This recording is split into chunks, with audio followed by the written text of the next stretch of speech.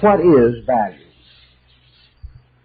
It is hard to define it because actually value for man arises in man. Value for man must be in terms of his own experience or in the experience of his own kind. Value must be meaning for him. If he was a different type of being with a different equipment of mind and emotion, his standard of value would have to be different. But because he regards that to be valuable, which satisfies his instinct of value, our first problem, of course, is to try to understand his instinct. For it is in this way only that we can come to something which can never be approached, we might say, dogmatically.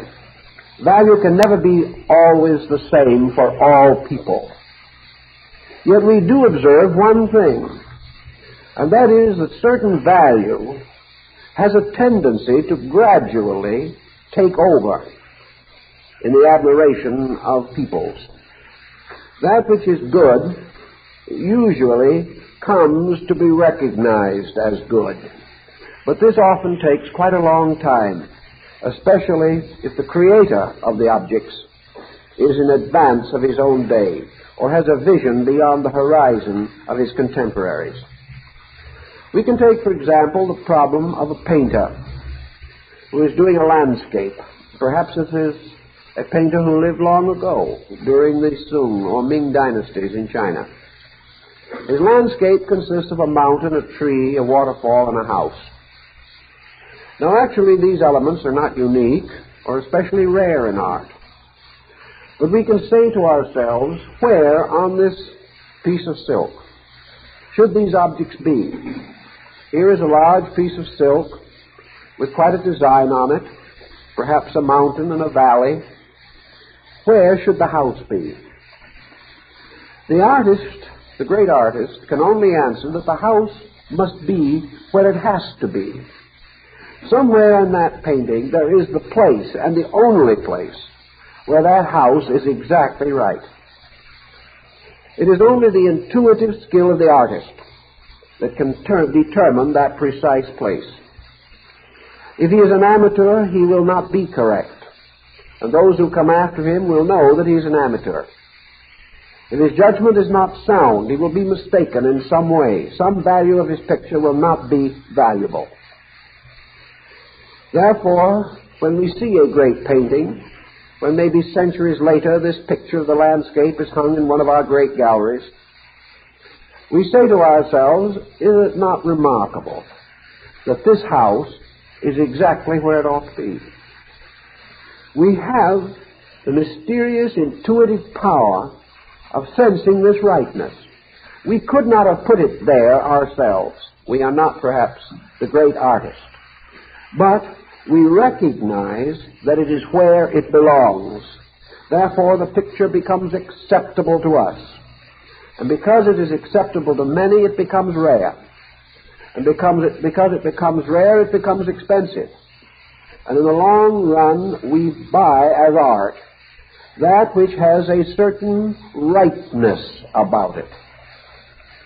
Therefore, one way of approaching the concept of value is to say that value is the rightness of things. Whatever this rightness may be, or whatever department of life we may be considering. The person who is right has certain values. The idea that is right has certain continuance and acceptance. The policy that is right is respected, even by persons who could never have framed it, and who could never perhaps see or maintain that policy in action.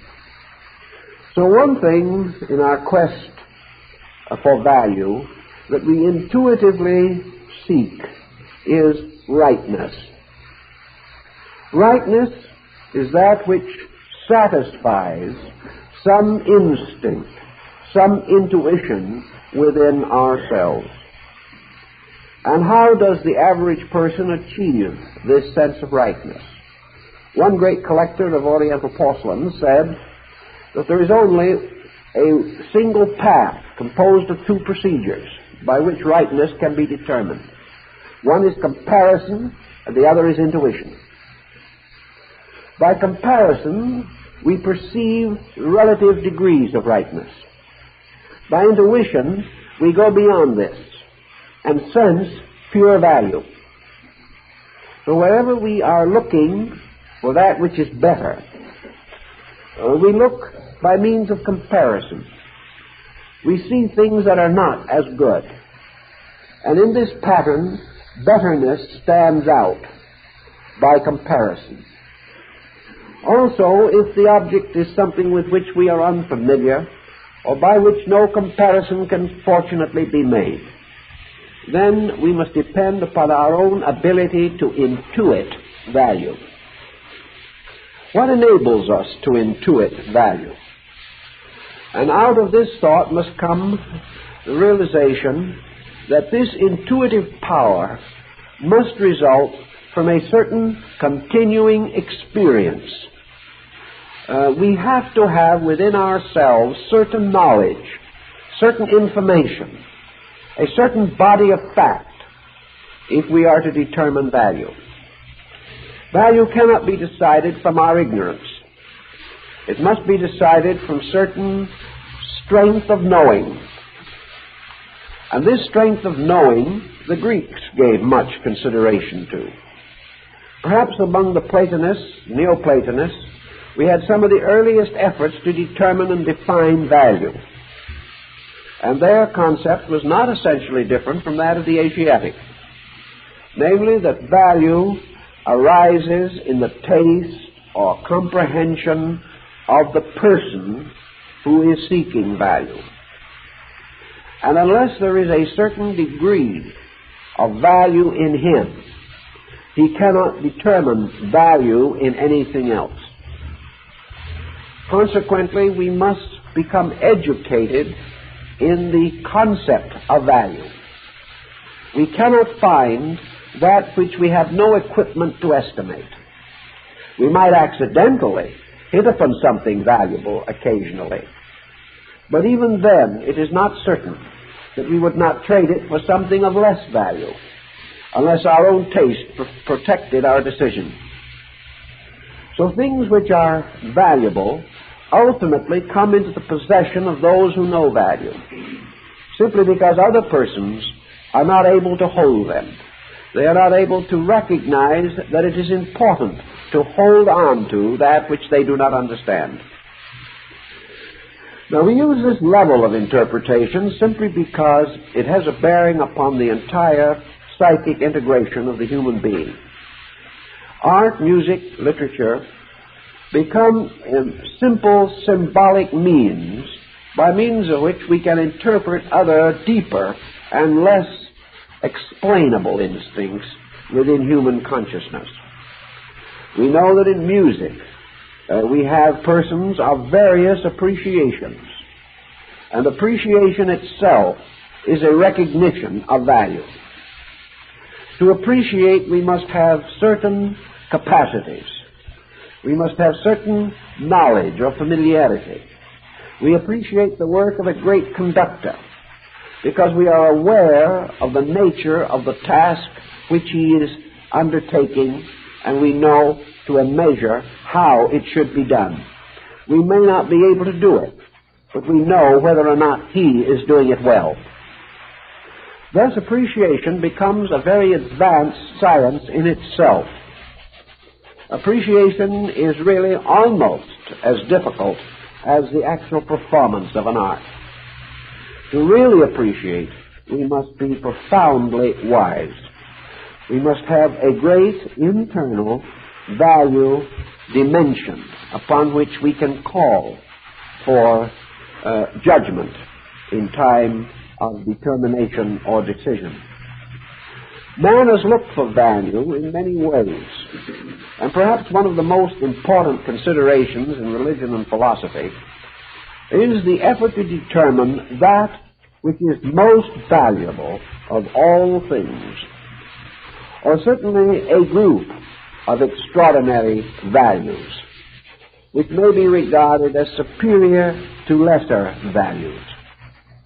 What is the most valuable thing in the world was once asked by a king of Crete, and a Grecian philosopher replied, truth. Truth is the most valuable of all things.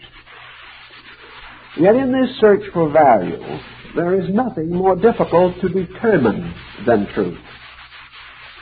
Truth is something which can appear to be immediately available. Yet the more we consider it, the more we ponder it, the more abstract it becomes. But also we realize that truth is very important to us. There is an old saying, or an old story in some of the legends of the ancient Jewish people about King Solomon and how on occasion God came to him and said that he would grant to Solomon anything in the world that he wanted. And Solomon, after a little thought, said to the Lord, give me wisdom. Because if you give me wisdom, anything else in the world that I want, I can gain for myself. It becomes the universal key to all other value.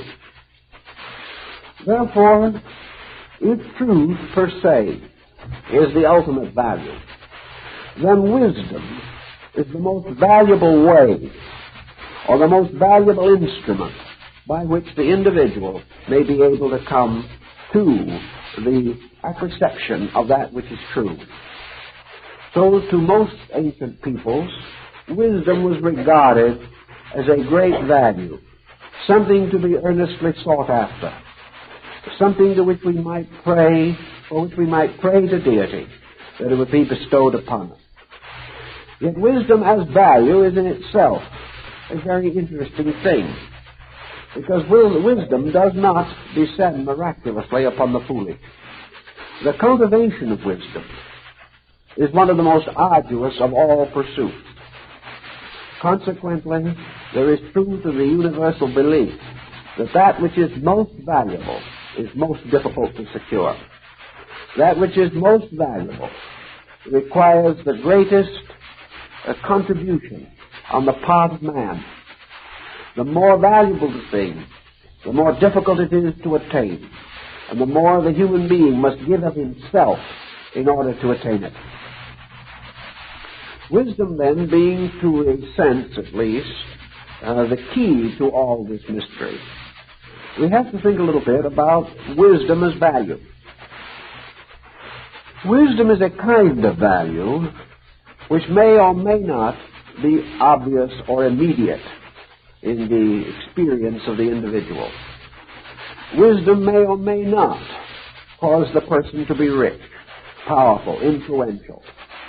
It may or may not give him a life of ease or security. Very often wisdom tears the individual from all his footings and makes him a wanderer upon the face of the earth. Very often wisdom causes him to turn his back upon those things most prized by other men, to search alone and in solitude for things which others have rejected or not found valuable. Wisdom may keep a man poor, or it may turn him from profit to the unselfish, dedicated service of his fellow man without compensation. So wisdom does not immediately solve the problem of the average person. Wisdom solves the problem only of the wise man. For when a man is wise, he is pleased with wisdom, and he is happy at the products of wisdom. But if the opinions of the wise or the laws and statutes of the wise are imposed upon those who are not wise, instead of finding joy, they find misery. Just as the imposition of law and order upon the lawless will bring them little contentment or peace of mind. So wisdom becomes a clue to another statement of value, namely that value is closely and intimately associated with the power of the individual to appreciate value. Value must always be something within his comprehension. But the universe is a constant process of unfolding comprehension, so that the standards of value naturally change and the person gradually increases in his discrimination. And this brings us to the thought of discrimination as value. The power to discriminate between things. The power to determine those things which